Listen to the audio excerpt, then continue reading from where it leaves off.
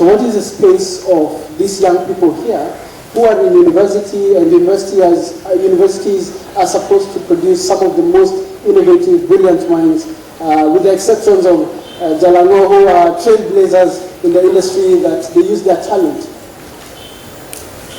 What do you see within the framework of the county government, and with your background as an international trade law expert, is there a clear roadmap, whether through policy or through legislation, that you have envisioned as the county on how to engage these young people, whether in school or out of school, within the manufacturing sector, with the opportunities within Kilifi?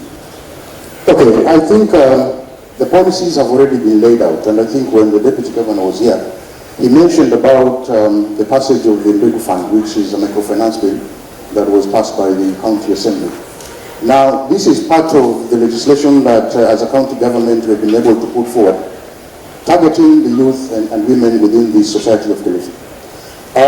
As a student, normally you have the great hope of, I want to finish school, I want to be employed, I want to have a good job, drive a good car, and unfortunately, there are very few employers out there. In fact, the genesis of the Mbegu Fund was to encourage youth to become job creators, not job seekers.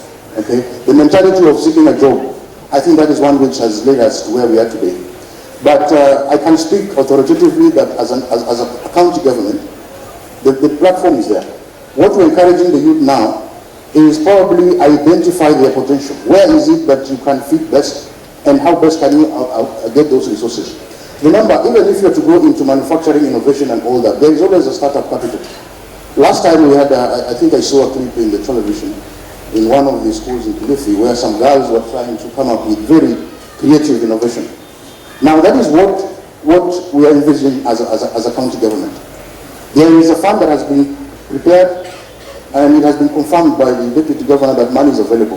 So it does not stop you. You don't have to be out there for you to access such kind of money, even as a university student. Okay, being a student does not stop you from being an innovator or a manufacturer or whatever it is. All you need to do is follow down the lay down rules, and then you proceed. Jalango said here, we know him, he's a very famous guy, but he's told you he's still a student. That is to tell you, being a student, if you identify the right opportunities and where they are, then of course you're good to go. But as a county government of Kilifi, we have a policy in place, funds are available, and I think that is one of the opportunities that I would want to encourage the youth to take advantage of, because then it would help them to start up whatever they want to do in order to achieve their goals. Thank you, Bona Speaker. There's always been this rhetoric that funds are available for youth. We've heard of the Youth Fund, Women Enterprise Fund, Uwezo Fund, and now we have the Mbegu Fund within the county government. To what extent do these funds actually reach these target beneficiaries, like some of the young people we see exhibiting, amazing stuff? To what extent do you envision these funds reaching the target beneficiaries? One thing that you also need to understand is that Kilifi County has 35 wards. And the number of youths, by the statistics of course, the number of youths is very big. Of course, in any government there are financial constraints, okay, and you cannot target and reach each and every that is available there. But what we're simply saying, in as much as a government we may not be able to reach out to each and 100%, and I don't think there's any government that has able to reach 100% to citizens in terms of the demands and the needs. But if you are a youth and you have an idea, it is you to have that idea, well articulated, present your proposal. And of course, the money, and I want you to be understood very clearly, it's not money that's available for grab to everybody. Because there are also some rules and considerations that are put in place. Just like you go into an interview when there are 500 of you, then you realize that only 5 people have been picked or 2 people have been picked. It's the same principle which is applied. Just like Jalango was picked. Just like Jalango was picked, yeah. So it's up to you now as a youth. And I want to speak from a point of information, okay, that the money is available, okay. And just the other day, I think the governor launched the fund, and some youth groups have already started accessing it. So you have a challenge. We're also challenging the youth that you take up this opportunity, use it, and of course, not all of you will be able to access the money. It depends on how good your proposal is, because the fund is also not just available. Remember, the fund that is given you is taxpayers' money, which again is expected to be put into good use, so that tomorrow, then it can also help to fund somebody else. Okay, I think last year we had one of the biggest conferences in Nairobi, the Blue Economy Conference. And Kilifi was one of the counties that went there. I personally was there with the governor and the members of the county assembly. The entire executive was there. And the opportunities are changing now, because when you look at what people have been struggling to make good out of, has always been coming from our land, and there's a lot of competition. Okay? Land ownership is a question that, for example, here in Kilifi, is something which is very critical. But there's this thing we call the blue economy, and I think that is one area that the youth will need to really understand, and what it is. Okay? We have always been competing for resources within land, but now the new concept of blue economy, I think it is one of the major opportunities that is coming up. And what I want to say is, the youth have an opportunity to understand what it is, and to appreciate it, and then figure out what they can make out of it. When we talk about the blue economy, we are talking about utilizing the resources from the seas, okay, so that we improve our livelihood. But in the same note, we make sure that we safeguard the ecosystem in the oceans. Now, what you need to ask yourself as a youth, how best can you benefit? You know, there are some other countries with people who have never seen the ocean. But we live here, we know what can come out of the ocean. Just the other day, I sent a committee to Kwale County. There's a project that the Kwale County government is doing, which is sponsored by some NGOs and I think the Italian government. They are planting some kind of grass along the ocean. And that grass is transformed into soaps, some kind of lotions, and now they're doing it at an export level. Actually, a sample was brought to the assembly and I was really shocked. And apparently that kind of soap has some medicinal value. Now, who are these people who are doing it? They're very people, the locals, women, the youth, and so on and so forth. So I think as a youth, we need to first identify where the resources are. Kilifi County is one of the counties that is heavily endowed with resources. It's just that we have not taken time as a youth to identify where they are.